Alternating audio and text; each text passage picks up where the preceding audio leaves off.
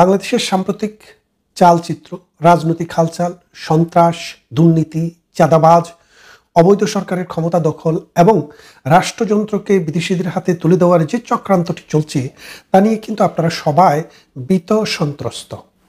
শুধু আওয়ামী লীগ ক্ষমতা থেকে চলে গেছে বিষয়টা এরকম না, বিএনপি ক্ষমতায় এসে ঢুকবে সেই সুযোগটাও কিন্তু আস্তে আস্তে সংকুচিত হয়ে যাচ্ছে।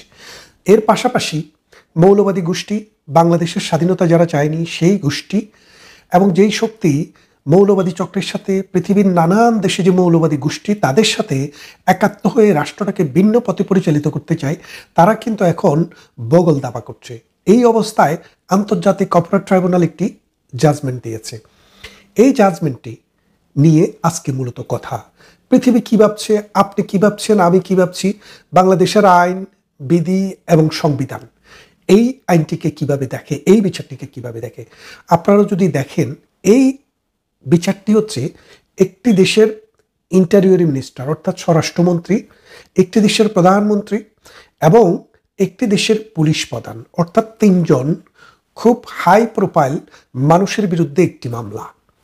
এখন আপনি হাই প্রোফাইল হন আর লো প্রোফাইল হন, আপনি যদি আইন ভঙ্গ করেন, নীতি ভঙ্গ করেন, বিধি ভঙ্গ করেন, আপনার বিরুদ্ধে বিচার হতে পারে। আমরা সেটার সাথে একমত, বিচার হতে পারে। বিচার হবে না কেন? Nobody is above the law. কোনো ব্যক্তি বিচারের ঊর্ধ্বে না। সাম্প্রতিক এই মহান বাড়িটি দিয়েছেন ডক্টর ইউনূস, আমাদের ইউনূস। অথচ তার বিরুদ্ধে যখন মামলা হয়, তিনি ওই আমেরিকান নিউ ইয়র্ক টাইমস পত্রিকায় বিজ্ঞপ্তি দিয়ে 100 জন নোবেল লরিয়েটের স্বাক্ষর নিয়ে তাকে বিচার থেকে অব্যাহতি দেওয়ার জন্য, খালাস দেওয়ার জন্য তিনি কিন্তু এটি ক্যাম্পেইন করেছিলেন। তো ওই জুনা খাইলে গুণা নাই, সেই কথাটা বোঝেননি? নিজের উপরে এসে পড়লে সেটা তো কোনো না কোনো ওইতে সেটাকে বাঁচতে হবে। তো এই অবস্থায় এই বিচারটি যখন হয় বাংলাদেশে, আপনারা এই বিচারের প্রেক্ষাপটটি জানেন যে 1971 সালে মহান মুক্তিযুদ্ধের সময়ে বাংলাদেশের 9 মাস ধরে জামায়াতে ইসলামী তার ছাত্র সংঘ, তার মুসলিম লীগ দোসর, রাজাকার, আল বদর, আল শামস, শান্তি কমিটি এইরকম অসংখ্য বাহিনী করে পাকিস্তান বাহিনীর সাথে প্যারামিলিটারি হিসেবে কাজ করেছে। এই প্যারামিলিটারি হিসেবে কাজ করতে গিয়ে লক্ষ লক্ষ মানুষের বাড়িতে আগুন দিয়েছে। যারা মুক্তিযুদ্ধে গিয়েছে তাদের গোয়ালের গরু নিয়ে গেছে, তাদের পুকুরের মাছ তুলে নিয়ে গেছে, তাদের নারীদেরকে ধরে ধরে গনিমতের মাল হিসেবে পাকিস্তানি বাহিনীর কাছে সোপর্দ করেছে, যার পরিমাণ 2.5 লক্ষ নারী দর্শিত হয়েছে। 1 কোটি মানুষ এই বাস্তুহারা হয়ে বাংলাদেশ থেকে ভারতের বন্দি শিবিরে, আশ্রয় শিবিরে গিয়ে আশ্রয় নিয়েছে। সেই রকম একটা অবস্থায় যখন 9 মাস যুদ্ধের পর, ভারত সর্বাত্মক যুদ্ধে আমাদের সাথে অংশগ্রহণ করার পর আমরা একটা স্বাধীন রাষ্ট্র পাই। সেই স্বাধীন রাষ্ট্রে প্রশ্ন হলো, যারা 1971 সালের দীর্ঘ মুক্তি সংগ্রামে হত্যা, ধর্ষণ, লুণ্ঠন, নির্যাতনের সাথে জড়িত ছিল, তাদের বিচারটা কিভাবে করা হবে? 1972 সালের আমাদের 4 নভেম্বর যখন আমাদের সংবিধান প্রণীত হয়, গ্রহণ করা হয় এই সংবিধানটিকে মহান জাতীয় সংসদে, তারপরে 73 সালে প্রথমে একটি দালাল আইন করা হয়েছিল। কিন্তু দালাল আইনটি দিয়ে এই রকমের বিচার করাটা একটু টাফ ছিল। দালাল আইন ছিল মূলত যারা পাকিস্তানের কোলাবোরেটর তাদের জন্য, কিন্তু যারা সরাসরি কোলাবোরেটর হয়ে তারা দর্শন, হত্যা, লুণ্ঠন, আর্মি মানে মুক্তিবাহিনীকে হত্যা, মানুষকে ডিসপ্লেস করা, ধর্মান্তরিত করা এবং বিশেষ জাতি গোষ্ঠী যেমন হিন্দু জাতি গোষ্ঠী একটা গোষ্ঠী, তাদেরকে ক্লিনজিং করার যে চেষ্টা হয়েছে, সেই জন্যেই কিন্তু পরবর্তীতে আন্তর্জাতিক অপরাধ আদালতটি ট্রাইব্যুনালের যে অ্যাক্ট, সেই অ্যাক্টটি প্রণয়ন করা হয়। তার মানে হঠাৎ করে এটা প্রণয়ন করে 2009 সাল থেকে বিচার শুরু হয়েছে, বিষয়টা কিন্তু এমন না। তার মানে 1973 সালেই বিচারটা করার জন্য একটি আইন করা হয়েছে। সেই আইনটি করার পর দীর্ঘ সময় চলে গেছে, কারণ বঙ্গবন্ধুকে হত্যার পর 1975 সালে সেই প্রতিক্রিয়াশীল গোষ্ঠীর ছায়া সরকার বাংলাদেশে ক্ষমতায় ছিল, যার কারণে তাদের আশ্রয়ে প্রশ্রয়ে এই বিষবৃক্ষ বাংলাদেশে প্রভাব বিস্তার করেছে, শিখর গজিয়েছে। আপনারা জানেন 72 সংবিধানে বলা হয়েছিল যে বাংলাদেশে কোনো ধর্মভিত্তিক রাজনৈতিক দল থাকবে না, ধর্ম যার যার, রাষ্ট্র সবার।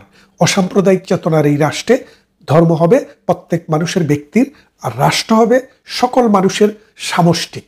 এই অর্থে জামায়াতে ইসলামীকে বাংলাদেশে কিন্তু নিষিদ্ধ সংগঠন ছিল। কখন? 1972 সালের সংবিধানে। কেউ অর্ডার দিয়ে এটাকে বাতিল করেনি। বাংলাদেশ যে সংবিধান গ্রহণ করেছিল সেই সংবিধানেই জামায়াতে ইসলামীর অস্তিত্ব আর ছিল না। পরবর্তীতে বঙ্গবন্ধু হত্যার পর জিয়াউর রহমান জামায়াতে ইসলামীকে আবার রাজনীতি করার সুযোগ দেয় এবং বেগম খালেদা জিয়া গোলাম আজমকে বাংলাদেশে নিয়ে আসে। তো এই প্রেক্ষাপটে আমরা যখন 96 সালে আওয়ামী লীগ ক্ষমতায় আসে তখন আমরা প্লেজ দিয়েছিলাম, মানুষের কাছে বলেছিলাম যুদ্ধাপরাধীদের বিচার এবং বঙ্গবন্ধু হত্যার বিচার আমরা করব। এবং সেই ধারাবাহিকতায় কিন্তু আমরা বহুদিন পর, দিল্লির 40 বছর পরে সেই বিচারটি শুরুও করি এবং সেই বিচারটি আমরা করতে সামর্থ্য হই। একটা বিচারের একটা অংশ করা হয়েছে এবং অনেকের এক্সিকিউশন হয়েছে, বাকি যাদের বাকি ছিল সেটা চলমান ছিল। বর্তমান সরকার আসার পরে জেলে যারা ছিল তাদেরকে বের করে দিয়েছে এবং ওই বিচার প্রক্রিয়াটা বন্ধ করে দিয়েছে। অন্যদিকে তারা বিচার শুরু করলো কার? প্রধানমন্ত্রী শেখ হাসিনা, স্বরাষ্ট্রমন্ত্রী সহ কোন বিচারে? ওই যুদ্ধাপরাধীদের মামলায়। এখন আপনারা একটা জিনিস খেয়াল করে দেখেন, 1971 সালের যে অ্যাক্টটি করা হয় ওই অ্যাক্টটিতে বলা ছিল, 73 সালের অ্যাক্টে, যে এটা হলো 1971 সালের 26শে মার্চ থেকে 16ই ডিসেম্বর পর্যন্ত যুদ্ধকালীন সময়ে যে অডাসিটি হয়েছে তার বিচার করার জন্য। তাহলে ওই সরকার এই বিচারটা করার জন্য যে আইনটি করেছে 2024 সাল কিন্তু 1971 সালের মধ্যে পড়ে না। এই 2024 সালে শেখ হাসিনা, কামাল সাহেব অথবা যাদের বিচার হচ্ছে তাদের যদি বিচার করতে হয় তাহলে বাংলাদেশে কিন্তু প্রচলিত একটি পেনাল কোড রয়েছে, আপনি সে আইনে বিচার করেন, কারণ এটা তো 1971 সালের বিচার না। সুতরাং প্রথমত এই জাজ, এই আদালত, এই বিচার সমস্ত অবৈধ, নাল এন্ড ভয়েড। কারণ 2024 সালের মামলা 1971 সালের যে প্রেক্ষাপট সেই প্রেক্ষাপটের উপরে ভিত্তি করে চলে না। প্রথম প্রশ্ন। দ্বিতীয়টি হচ্ছে, আপনি দেখেন যে বিচারকের নিয়োগ বাংলাদেশে বলা হয়েছে যে একজন জাস্টিস যদি 67 বছর হয়, অর্থাৎ আমাদের কনস্টিটিউশনের 96 আর্টিকেল 96 আর এটার প্যারাগ্রাফ হচ্ছে 1, ওখানে বলা আছে যে একজন বিচারক হাইকোর্ট অথবা সুপ্রিম কোর্টে 67 বছর পর্যন্ত বিচারে থাকবে না। আগে এটি 64 বছর বা 63 বছর, 64-65 ছিল। জিয়াউর রহমানের দল যখন বিএনপি ক্ষমতায় থাকে, মওদুদ আহমদ সাহেব 3 বছর বাড়িয়ে এটাকে 67 বছর করেছে। তো 67 বছরের পরে আইনগতভাবে বাংলাদেশের সংবিধান অনুসারে কোনো মানুষ আর বিচারক থাকার যোগ্য না। কোথায়? যদি হাইকোর্ট লেভেলে বা সুপ্রিম কোর্ট লেভেলে হয় তাহলে যোগ্য না। এখন এই যে মনে করেন আজকে যে 6জন বিচারক নিয়োগ দেওয়া হয়েছে, মানে ICT 1 এবং ICT 2।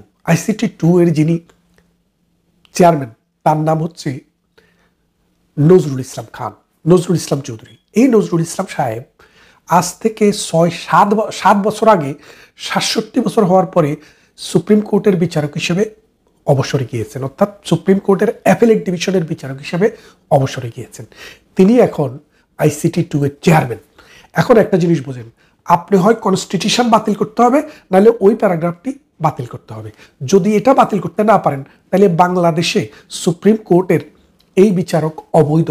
কেননা যেহেতু supreme law of the land আমাদের সংবিধান, সেই সংবিধান পরিবর্তন না করিয়া 67 বছরের বুইরাকে আইনা, 67 বছর না 73 বছরের বুইরারে আইনা আপনি বিচারে বসাইছেন। সুতরাং আদালতটি অবৈধ, নাল এন্ড ভয়েড। কনস্টিটিউশন আপনাকে পারমিট করে না যে হাইকোর্ট লেভেলে কোনো একজন বিচারককে আপনি 73 বছর বুড়া আনি বসাবেন। এক। দ্বিতীয় কথা হচ্ছে, এটা হচ্ছে একটা জিনিস। 2 নম্বরে আরেকটা বিষয় আপনারা যদি খেয়াল করেন একটু দেখবেন যে সাধারণত একটা রাষ্ট্রের প্রধান বা সরকার প্রধান, পুলিশ প্রধান এবং রাষ্ট্রের স্বরাষ্ট্রমন্ত্রী, এটা হাই প্রোফাইল একটা বিচার। এই বিচারটা করার জন্য আপনার কিন্তু সেই রকমের দক্ষ, যোগ্য, অভিজ্ঞ জাজ দেওয়া দরকার ছিল। এখন যে 3জন জাজ শেখ হাসিনা সহ আরো 2 জনের বিচার করেছেন, মৃত্যুদণ্ড দিয়েছেন, তাদের মধ্যে একজনের নাম হচ্ছে জাস্টিস গোলাম মুর্তুজা। এই গোলাম মুর্তুজা 2018 সালের 14ই জানুয়ারি তিনি অবসরে গেছেন ডিস্ট্রিক্ট জাজ হিসেবে, এডিশনাল ডিস্ট্রিক্ট জাজ বা ডিস্ট্রিক্ট জাজ হিসেবে তিনি অবসরে গেছেন। তারপর তিনি 19 সাল থেকে ওই সিলেট ইন্টারন্যাশনাল ইউনিভার্সিটির ডিন হিসেবে কাজ করেন ল ডিপার্টমেন্টের। খেয়াল করে দেখেন, তার মানে তিনি কিন্তু 18 সাল থেকে 19, 20, 21, 22, 23, 24, 6 বছর কোনো প্রফেশনই নাই। আর প্রফেশনও যদি থাকেন তাহলে তার 57 বছরে অবসরে গেছেন, আরও 7 বছর 6 বছর যোগ করেন, 57 আছে 63 বছর। বাংলাদেশের যে মানে সুপ্রিম কোর্টে যে জাস্টিস নিয়োগ করে সেখানে বলা হয় যে একজন জাস্টিস যদি মিনিমাম 7 বছর স্থায়ী বিচারক হিসেবে যদি বিচার কার্য পরিচালনা না করেন তাহলে সুপ্রিম কোর্টের পেনশন পান না। সেই জন্য বাংলাদেশের ট্রেডিশন হচ্ছে যে 2 বছর প্রথমে আপনি থাকবেন অ্যাডহক বিচারপতি, আর 7 বছর থাকবেন আপনার মূল বিচারপতি, মানে স্থায়ী বিচারপতি। 2 বছরে আর 7 বছরে 9 বছর। তা এখন একজন জাজ মানে লোয়ার কোর্টের একজন জাজ, ডিস্ট্রিক্ট জাজ যখন অবসরে যান তখন তার বয়স 57 বছর। তো 57 বছরের সাথে যদি 9 যোগ করেন, 7 আর 9 কত হলো? খেয়াল করে দেখেন, 56 বছর, 76 বছর নাকি 66 বছর, সরি। এখন তার মানে হচ্ছে তাকে 2 বছর আর 7 বছর 9 বছর মিনিমাম। কারো বয়স যদি 58 হয়ে যায় তাহলে কিন্তু তিনি আর সুপ্রিম কোর্টে জাস্টিস নিয়োগের যোগ্য থাকেন না। কারণ নিয়ম হচ্ছে তিনাকে 2 বছর অ্যাডহক থাকতে হবে এবং 7 বছর স্থায়ী বিচারক থাকতে হবে, মোট 9 বছর। তাহলে 57 আর 9 আপনি খেয়াল করে দেখেন, ওই সময়টা পর্যন্ত তিনি এই সুপ্রিম কোর্টে থাকতে পারবেন। তো এখন যার বয়স 57 পারিয়া 60 পারিয়া 63 চলে গেছে, তিনি কিন্তু আর 7 বছর আর 2 বছর 9 বছর টেনিউর পালন করার সুযোগ তার নাই, সেহেতু তিনি সুপ্রিম কোর্টে ল জাস্টিস হিসেবে নিয়োগের যোগ্য না। আচ্ছা, সেটা তো গেল। দ্বিতীয় হলো যে 2জন বিচারক ছিলেন, আসাদুজ্জামান একজন, আরেকজন এনাম চৌধুরী। এই 2জন অক্টোবর মাস 2024 সালে বিচারক নিয়োগ হয়েছেন এবং এই গোলাম মুর্তুজাও এই অক্টোবর 2024 বিচারক নিয়োগ হন। এই 3জন বিচারক জীবনে হাইকোর্ট লেভেলে একটি বিচার পরিচালনাও করেননি লয়ার হিসাবে, জাজ হিসেবে, অথবা একটি বিচারে জাজমেন্টও দেননি। তার মানে হচ্ছে আপনি সর্বোচ্চ লেভেলের একজন রাষ্ট্রীয় ব্যক্তির বিচার করবেন, একজন মন্ত্রীর বিচার করবেন, একজন পুলিশ প্রধানের বিচার করবেন, তাকে দিয়ে এবং মৃত্যুদণ্ডের রায় দিবেন যার জীবনে একটি জাজমেন্ট দেওয়ার অভিজ্ঞতাও নাই। তার মানে গোলাম মুর্তুজা, দ্বিতীয়ত আসাদুজ্জামান, তৃতীয়ত এনাম চৌধুরী, এই 3জন মানুষের জীবনের প্রথম জাজমেন্ট হচ্ছে এটা। কোথায়? হাইকোর্ট লেভেলে। আপনি আগে কি করছেন সেটা ইস্যু না, মানে হাইকোর্টের বিচারক হিসেবে আপনার অভিজ্ঞতাটা কি? আপনার অভিজ্ঞতাটা হচ্ছে 0। এই 0 অভিজ্ঞতা নিয়ে আপনি আন্তর্জাতিক অপরাধের বিচার করছেন। বিচারটা কি? আন্তর্জাতিক অপরাধ। আন্তর্জাতিক অপরাধের বিচার করছেন যার ঘরোয়া বিচার করারও, একটি বিচার করারও হাইকোর্ট লেভেলের অভিজ্ঞতা নেই। আন্তর্জাতিক সব বিচার আদালতে হাইকোর্ট লেভেলের হয়েছে। ইতিহাসে আমরা Nuremberg trial, Tokyo trial, Sierra Leone trial, Bosnia Herzegovina trial, তারপরে ক্যাম্বোডিয়া ট্রায়াল, তারপরে কাম্পালা ট্রায়াল, আমরা যত দেখেছি সবগুলো হাইকোর্ট লেভেলেই হয়েছে। এই হাইকোর্ট লেভেলের এই বিচারটা যে আন্তর্জাতিক যে ব্যক্তিত্বের দরকার, আন্তর্জাতিক যে চিন্তা চেতনা সম্পন্ন মানুষ দরকার, সেই জায়গায় তার একটি বিচার করার অভিজ্ঞতা নেই। তার মানেটা কি? এটা হচ্ছে ভিন্ডিকটিভ নেচারের একটা বিচার। আমরা ভিন্ডিকটিভ ছিলাম না। আমরা যখন যুদ্ধাপরাধীদের বিচার করেছি এক একটা বিচারে 2 বছর, 3 বছর, 4 বছর সময় নিয়েছি। আর আমাদের এই বিচারটাতে আগস্ট মাসে 2025 সালের আগস্ট মাসে অ্যাকচুয়াল ট্রায়ালটি শুরু হয়। তা আগস্ট থেকে এখন পর্যন্ত কয়দিন হলো আপনি বোঝেন? 4 মাসে আপনি বিচার কাজ শুরু করছেন। আন্তর্জাতিক যতগুলো মানবাধিকার সংগঠন আছে তারা সবাই বলেছে যে তাড়াহুড়া করে অযোগ্য মানুষ দিয়ে এইরকম যে বিচার করছে, তারা এটা নিন্দা জানিয়েছে এবং এটাতে উদ্বেগ প্রকাশ করেছে। এখন আপনি বোঝেন যে আওয়ামী লীগ যখন ক্ষমতায় ছিল, বিচার যখন করেছে, তা কত সময় নিয়ে এক একজনের বিচার করতে 7 বছর লেগেছে, এরকম ঘটনাও আছে।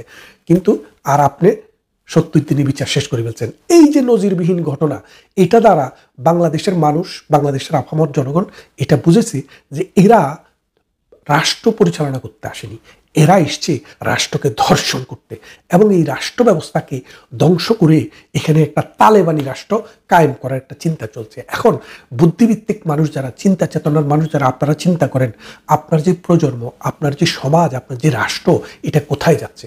আওয়ামী লীগ একটা রাজনৈতিক দল, যুগে যুগে নানান রাজনৈতিক দলের উত্থান আছে, পতন আছে, এটা হবেই। আওয়ামী লীগ আজকে পরাজিত হয়েছে, কালকে আবার জয় লাভ করবে, এটা একটা ধারাবাহিক ধারা। কিন্তু যে দেশটা, যে মানুষরা আপনারা থাকবেন দেশে, আপনাদের দেশ, আমার দেশ, আমাদের দেশ, তারা কিন্তু এই রকম অডাসিটির কারণে নিজেরা ক্ষতিগ্রস্ত হব, সমাজ এবং রাষ্ট্র ক্ষতিগ্রস্ত হবে। শেখ হাসিনা আওয়ামী লীগের কোনো ক্ষতি হবে না। কেন হবে না? বিশ্বের মানুষ দেখে গেছে যে আসলে আওয়ামী লীগ যাদেরকে ডিল করে তারা কতটা পশু, কতটা হিংস্র এবং কতটা রুল অফ লকে কতটা অবজ্ঞা করে, কতটা ঘৃণা করে, এবং তারা আন্তর্জাতিক অপরাধের বিচার করে শূন্য মার্কা জাজমেন্ট দিয়া, শূন্য মার্কা বিচারপতি দিয়া। ভালো থাকবেন, কথা হবে অন্য কোনো ভিডিওতে, অন্য কোনো ইস্যুতে।